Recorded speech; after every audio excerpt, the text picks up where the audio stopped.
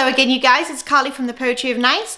And today I have a totally different kind of video for you guys. So this is a highly requested video. I know a lot of people have been asking me for quite a while now, maybe even years. How do I go about cross-posting on all three platforms that I sell on? So I sell on Poshmark, Etsy, and eBay. And so I've just had people sort of requesting, do I have any tips? How do I go about it? What's the process like? How much time does it take? How can I make it time efficient? So that is what I'm going to do today. I'm going to take a vintage item. It's a skirt that I mentioned in a prior video, one of my haul videos. I'll link that playlist down below. And I'm going to show you how I start. Where do I start? Which platform? Where do I go to next? How do I transfer photos? How do I resize photos? How do I deal with descriptions and titles when they're all different lengths? All of that kind of stuff is going to be included in this video. So if that sounds interesting to you, please do stick around. Also, first things first, if you are new to my channel, welcome. This is a channel all about reselling online. Like I said, I sell on eBay, Poshmark, and Etsy. And on my channel, you're going to find things like haul videos, you're going to find sales videos, and then you're going to find a bunch of stuff in between as well, like this kind of content that's hopefully going to help you as you are learning about selling online, or in fact, if you want to throw some tips and some suggestions my way, I always welcome that. We have a really nice YouTube community going on in the comments where we all kind of share tips, and everybody is welcome. So please, by all means, hit subscribe. I would love to have you. Okay, now, so without further ado, let's go ahead and hop on over to the laptop where I'm going to take you through the cross-posting process step by step.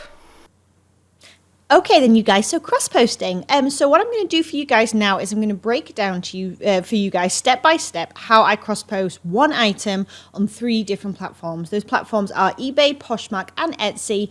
And so this is going to be a good example of the type of item that I would do that with. It is a vintage skirt that I had mentioned in previous videos on like a haul video and stuff like that. And I think it is completely suitable for each one of the platforms. So I'm going to go ahead and put it on all of them. So this is going to be a breakdown of what that process looks like. I know a lot of people have asked me how I go about it, how I make it efficient, at least for myself, and the details and things that I would like to have in those listings. So here we go. So what I have here is the general setup that I use every single day in terms of what tabs I have open. I know this seems like really rudimentary, but I'm going to just show you everything because I'm here, so why not? So I always have 2 of each platform. That is because this is going to be my listing base, and then the other one is going to be for me to look up comps. So I have 2 eBay, 2 Poshmark, and 2 Etsy right now, all logged in and ready to go. And then what I also have is photos. This is my Google Photos is what I use. So when I take photographs with my iPhone, they just go straight up to the cloud. So they're all there on my laptop waiting for me. I don't have to do any kind of transfers. It's just completely automatic for me. So this is just an example of, you know, what my photos will look like in a very raw form before I do anything with them. And then over here, I use a website called Photor. That's FOTR.com right there, and this is what I use in order to make collages. So for instance, something like this, you can see on these pictures right here on the side, I have too much action going on in like the corners and things like that. That's just because of where I take my photographs. I have a limited space, and everything needs to be in a square format because that's what works on pretty much all the platforms the best. So I'm going to want to go ahead and like crop those down. So what I usually do is like, this is a really beautiful detail on this vintage skirt, the button up back with the accordion pleat. So I have my full length because that is my full product. And then I just go ahead and do a close-up of a detail that I feel is eye-catching. Maybe it's a print, maybe it's something like this button detail. It just depends. So that's going to be my cover photo right there. I've already gone ahead and saved this. But that's what I use that for. And then also, if I have, this is free, by the way, I don't have a subscription, it's completely free. And if I have something with, like, say, a lot of flaws or a lot of small details that I'm going to want to capture, I use something like, you know, this Foursquare here, where I can put extra photographs, extra product photos in my listings, even if I have a limitation. So Poshmark, I'm limited to 8 photographs. Etsy, I'm limited to 10 photographs. And eBay, I am limited to 12 photographs. So sometimes, especially on Poshmark, it's just not enough. So I go ahead and I use the collage feature here so that I can get more details of my product right there in my listing. Okay, so that's what I use. So as I said, if I reduce this down a little bit, these are all my product photos right here that are ready to go. So let's start with eBay. So I actually have some listing templates set up. Super easy. When you go to this create a listing page, you can choose to create a template or obviously edit and manage if you want to. I have a few different things. So I'm going to choose bottoms because that kind of is what goes for me with like pants and skirts and that kind of thing. It's just a very, very basic template, and I'll show you what all that entails. So I have nothing in place for my title, nothing in place for my category necessarily. This will change as and when I need to. Same with my store categories because it's obviously very varied. I do have a pre-written condition description. This is just my flat out condition description that goes in everything that isn't new with tags. I just flat out call everything pre-owned, and then I can adjust this as and when. So if I do have a stain on something, I'll go ahead and remove the stains part here, and I will put a special note in here saying please see, please no, and I'll probably make that bold or in capital letters or something like that, to help the buyer identify any potential flaws with the piece. So I have just that as a basis that I can go ahead and tweak as and when I need to with each piece. I don't have anything in obviously for this because it all depends on the piece. And then again down here, very basic template, I have that very same condition blurb as it were, and then my measurements. So my approximate measurements for bottoms, this is going to be for pants, is waist, inseam and front rise. What I will go ahead and do, since this is a skirt, is I'll take those two out and I will just put in instead length. There we go. Okay, so let's scroll on up to the title. So eBay is where I am going to start when it comes to cross posting. It's like my ground zero, as it were, of cross posting. Everything stems from here. So let's have a look. So we have vintage. I'm going to abbreviate there with VTG because it's going to be searchable on eBay, just like the full word vintage, yet it uses less characters, so there's more for me to get keywords in. So let's think of what this is going to look like. I'm just going to say vintage, blue, bronze, because that's the color palette we're looking at here. Chevron, I'm sorry, I have terrible typing apparently late at night. Chevron, maxi skirt, and I'm going to put in accordion pleat, button up back, women's, size 4, and that's pretty much going to do me for the keywords that I'm going to use in my title. I can go back and adjust these as and when I would like to, but as of right now, I'm okay with that. So what I do is I copy and paste. I just copy this first of all, and let's start looking at all of the information below that we need to put in. So category, I'm going to be doing women's vintage clothing skirts. I'll let that load, and then what I'm probably going to do is I'm going to do vintage women's clothing for my store categories, and then obviously women's dresses and skirts as well. Don't have anything to do with the UPC. It says condition is not applicable, I guess because it's a vintage item, but I do leave this in here anyway. Now this piece did not have anything notable about it in terms of a flaw. So I don't have anything to add there. And then I'm going to go through and add my photographs. And as you can see, we have my collage there. That's going to be my first one. So I'm going to rotate as and when I see fit. We'll just let those load and we'll do a bit more of this. So brand, the brand is actually not one I'm familiar with. It's just a vintage brand, but I'm going to go ahead and put the brand name in there anyway. I'm going to go ahead and crop my thumb out since I do not have a manicure right now. Okay, so what I have here in terms of photographs, I have my cover photo, which is full length of the skirt, and then like I said, this detail. I then have a slightly further away so you can really see like the shape and the contrast and things like that. I have the back, so you can also see this accordion pleat and the close-up because this is a beautiful detail.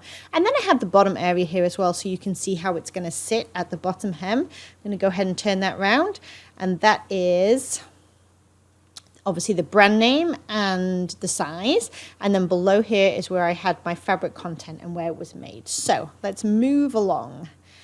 We're going to say regular, we're going to say size 4, I'm going to say original, color is blue, and then I'm also going to put like a, I guess brown is a more well-rounded term rather than bronze, I suppose. Material, we have a 100% cotton. Waist size, so I'm going to input some of my measurements. So 25-inch here, waist to hem, which is going to be my length, is 34.5, definitely maxi, and then it is made in the USA. So we're going to put that in too. All right, great sign that it's vintage also. Okay, so I'm going to move this down and go ahead and turn this to the full word, just in case anyone's not familiar with the abbreviation. So blue and bronze chevron maxi skirt, and I'm probably going to put, let me see, we'll say accordion pleat, detail, round waist, button up, back detail. And then I also have a little code, which is going to tell me where I can find it in my inventory that I need to add. Go ahead and put my apostrophes and things in because that matters to me. I don't know if it should. I'm going to add my fabric content next to my size right there. And then I'm also going to put that it's made in the USA because I feel like that is relevant to a vintage piece. If it was made in China, I probably would not include that, but I feel like it's a good thing to add, so why not? And then I'm just going to re-enter these measurements down here in the listing also. All right, and that's all I need for the skirt. So that's everything. That is it done. So I'm going to copy that whole thing there. Let me go back up, make sure everything's in the order I would like it to be. Yes, it is. Awesome. Okay, so before we get to prices, I'm going to go ahead and I'm going to do it on everything else. So I'm moving over to Poshmark next. I'm clicking over here on Sell on Poshmark. First thing it's going to do is it ask me for my photos. So I'm going to do the exact same thing with all of these photos. I've got my cover photo. Yep, I'm happy with that. All of my detailed photos here. I'm going to go ahead and spin you round. And I'm going to go ahead and zoom in on you. All right, and then I've just gone ahead and pasted this description down here. I'm going to take this first line right here and I'm going to put it into the title. Let me think. Do I want to reword this a little bit? So I could go ahead and shorten this down here and get rid of my ampersands. Vintage blue band, accordion, pleat, chevron maxi skirt. Yeah, I think we'll go ahead and do this. And I'm going to put it in the women's category. Let's scroll down a little bit more. We are going to look for skirts, maxi because of the length, skirt size 4. And I think what I will also do here, you guys, is I'm going to put some brackets here, and I'm going to put vintage sizing, run small, see measurements below. And I'll go ahead and put that on eBay as well. Because it does, 25-inch waist is definitely quite small for a size 4. So let's just make sure that we add that in there. Just always useful information for the buyer at the end of the day. Okay, no, for brand, I just go ahead and I put it as vintage. Helps with searches and whatnot, in my opinion. We'll do blue and brown for the color. I put 0 for original price because, you know, I have no idea. And I'm going to leave, again, the listing price now while I go ahead and get the rest of my information. So now we're moving over to Etsy. Obviously, this is taking a little bit longer because I'm talking my way through, but you can see that there is a method to the madness here. I'm going to go over here and I'm going to add a listing. So this is where it gets a little bit more interesting with Etsy. You're going to see something happen with my cover photo here that I'm going to have to correct, which is a bit of a pain.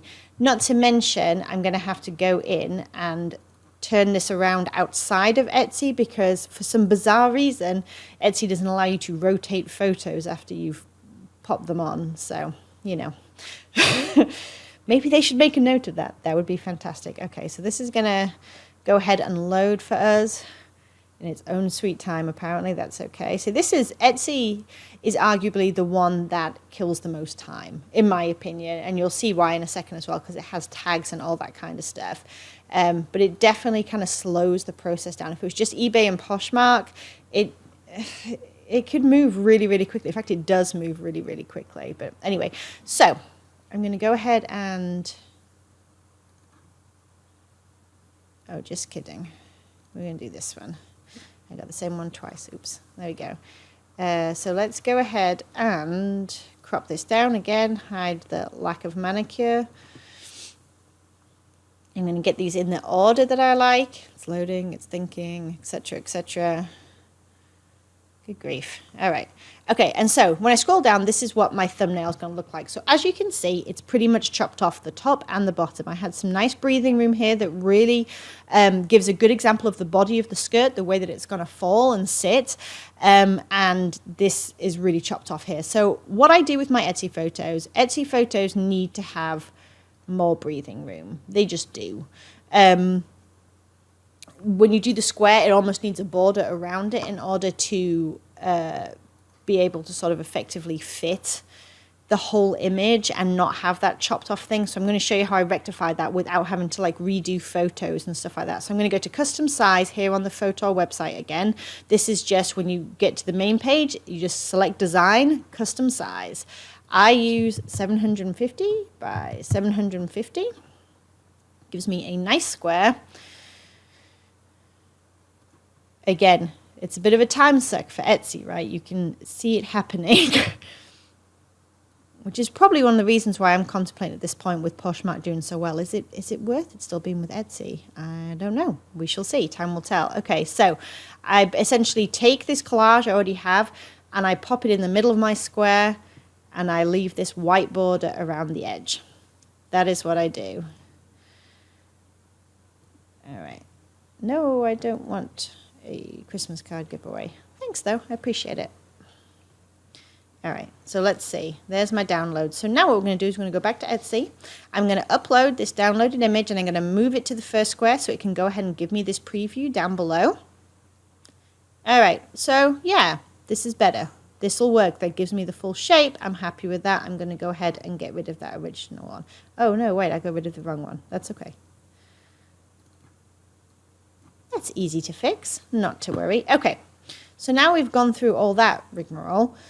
I'm going to go back to either one because it's both exactly the same at this point, and I'm going to go ahead and copy my description. We're going to go down here and drop it in the description bar. Nice and easy. Very first thing I do after I put the description in is I go to the renewal options. I know I've mentioned this on previous videos. If you haven't seen my video on the Etsy glitch that you need to know about, I'm going to link that down below. You definitely need to watch that if you're an Etsy seller or considering becoming an Etsy seller, because there's some funky stuff going on with renewing, like the manual renewals, and then also being able to deactivate things through the app and whatnot. So go ahead and watch that video if you haven't seen it yet. Anyway, the next thing I do with renewal options is I'm going to select manual. It's always set to automatic, which means if my item sells next week, in 3 months and 3 weeks, it's going to auto renew. Even though that item has sold, I'm going to pay the 20 cents for it and it's going to potentially sell again to another buyer, which I do not want to happen since my items are vintage and one-off. So I'm going to select manual. So only I can renew it when it's sold or expired. All right, so let's start here. So this is where it gets interesting with Etsy. You start having to work a little harder. We have a long potential title. So I'm going to start with the usual: vintage balloon bronze chevron maxi skirt, vintage accordion pleat skirt, vintage maxi skirt.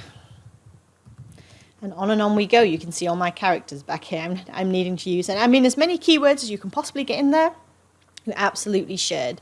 Vintage, let me think. So this is very much like a 70s piece. So let's say 70s skirt, 70s maxi skirt.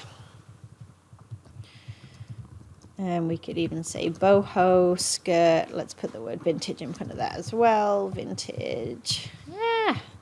boho skirt. Okay, so I think we pretty much got it there. So there's my title. It's going to show you up here everything that you wrote as well. I know it looks like an eyeful, like how can you possibly process that? But it's essentially getting as many keywords in as possible while still like showing what the item is. And actually, let's do this. Let's make it just 70s maxi skirt, and then over here, right at the end, I'm actually going to put the size, women's 4. That way it's right there in case anybody needs to reference it in the title. Okay, who made it? Another company or person? What is it? A finished product. What it made before 1999. Category. Let's have a look here. Skirts. Women's clothing. Skirts. I do not bother with any of this stuff. I kind of suspect that it is more harm than good, but I don't know. Okay. Scrolling down section. I'm going to be putting this in vintage clothing women. Materials, I know it's cotton. Let me go ahead and pop that in there. And then tags. Here we go. Now we have 12 tags that we need to do. So we're going to do vintage maxi skirt. And they're only 20 characters a piece as well, which is an awesome game to have to play sometimes. Vintage skirt. Vintage pleated skirt. Nope, too much. Okay, let's try 70s, please. Pleated skirt, 70s skirt, 70s maxi skirt, chevron skirt, chevron maxi skirt, vintage. I guess we could put like long skirt. I guess someone might search for that. Now, if you watched any previous videos of mine from like years ago, you probably would remember me doing all kinds of fun stuff where I would like start here and I would be typing like vintage.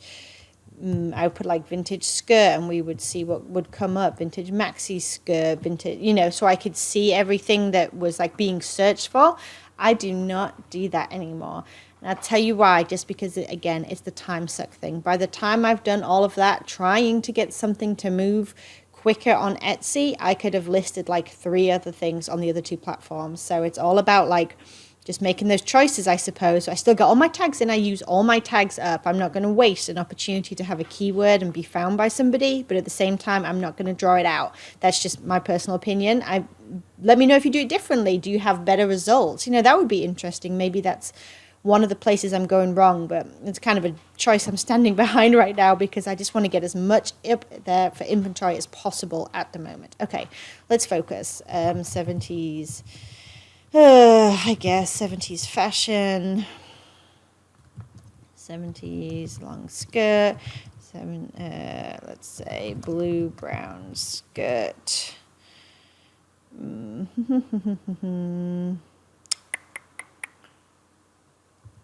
I did vintage long skirt. Oh Lord in heaven. Let's do accordion pleat skirt. Just kidding. It's so annoying. Accordion skirt. I guess we'll put like accordion pleat as well and just roll the dice with it. Whoops, spelled that wrong. Just kidding.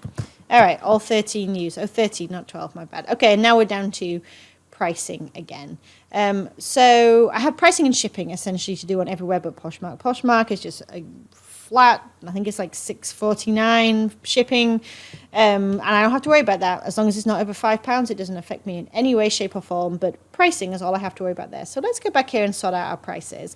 So I could go ahead and look up some comps like vintage maxi skirt. I mean, it's all going to be super vague at this point. You know what I mean? With it being one-off, sometimes I just have to go on like what I can find on the marketplace and also just my own personal like opinion and experience on what I have sold things for before. I'm probably going to go ahead and list this around $35, obviously with best offer, and just feel out the market. That's pretty much my plan with it at this point, because I think it's a beautiful piece, but I can always you know, alter it later, and I can just see if anybody takes notice. So on eBay, I'm going to do $34.99 with let buyers make offers. Got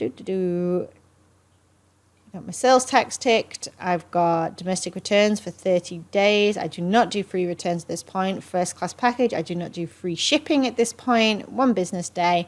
And over here, I'm going to go ahead and say this is about 12 ounces-ish. Okay, and that is eBay done. Hurrah!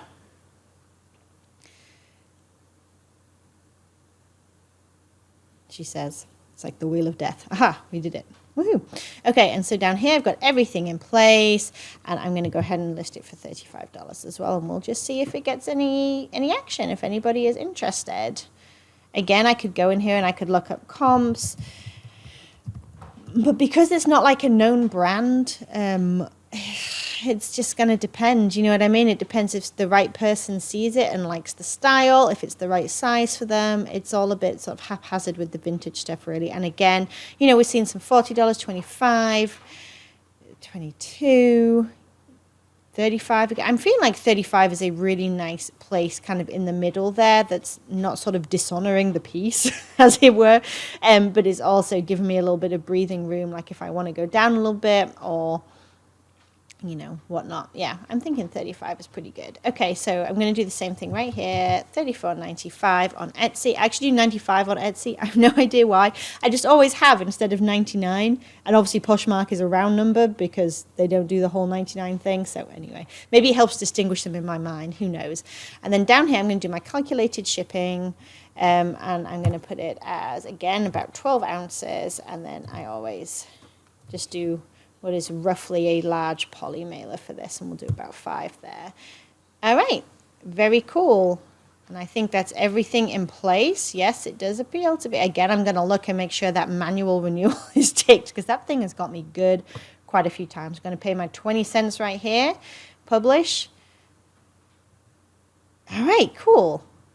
Let's look at these listings. Here it is.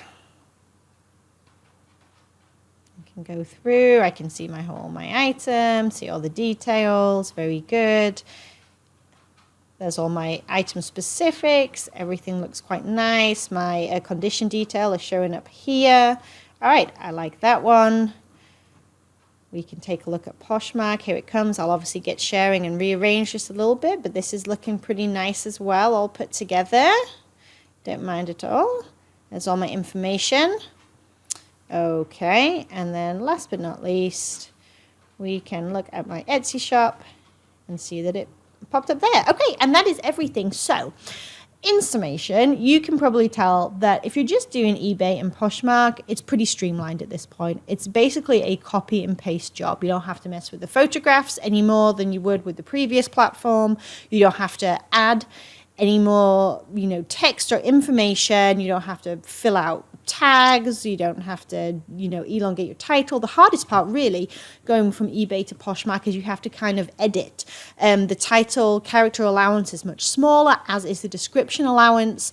So sometimes you find yourself having to kind of like chop and change pieces here, but honestly, as long as you're getting all your information in there, that's not bad. I don't think people really want to read a novel. The main thing is making sure that all of those condition details and things like that are very clear to the buyer. But again, photographs help with that. If you are having trouble dealing with the fact that Poshmark only allows those 8 photographs as opposed to eBay allowing 12, again, I can't recommend enough Fotor, Fotor.com, and I'll link it down below as well.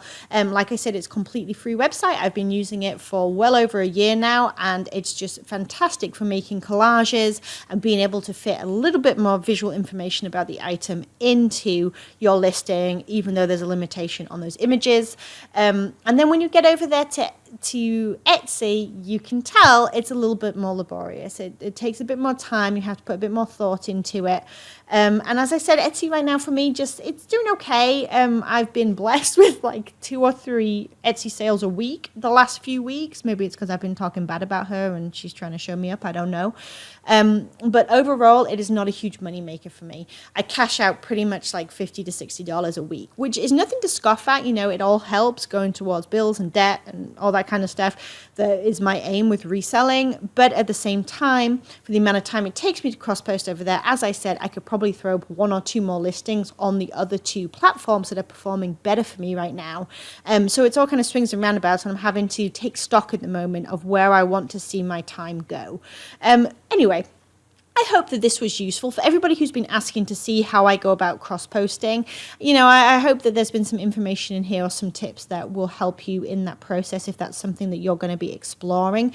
In terms of selling items on cross-posted platforms, literally, when I make a sale, I just stop what I'm doing and I go into my other 2 apps on my phone for the other 2 platforms and I just deactivate. Again, watch the Etsy video that I link below about deactivating items if you're thinking, oh, you are selling on Etsy, just because you're probably going to need to know this information. But I honestly, hand on heart, I've never had an issue in the sort of 10 to 15 seconds it takes to take down an item and delete it from the other platform. I've never had it spontaneously sell. Touch wood. This is me touching wood, if you can hear that, because I don't want that to happen. But it's very, very unlikely. And it's a risk, you know, you roll the dice. That's a risk of, you know, doing the cross-posting and whatnot. But anyway, that's how I handle that. Okay, if you enjoyed this video, please do give it a thumbs up. And if this content is interesting to you, I would love it if you would subscribe and come hang out again. I'll go ahead and link some playlists down below as well, like haul videos and sale videos and stuff, in case that's also something you're interested in terms of reselling online. And guys, I hope you're having a wonderful Christmas season, and I will talk to y'all soon. Bye.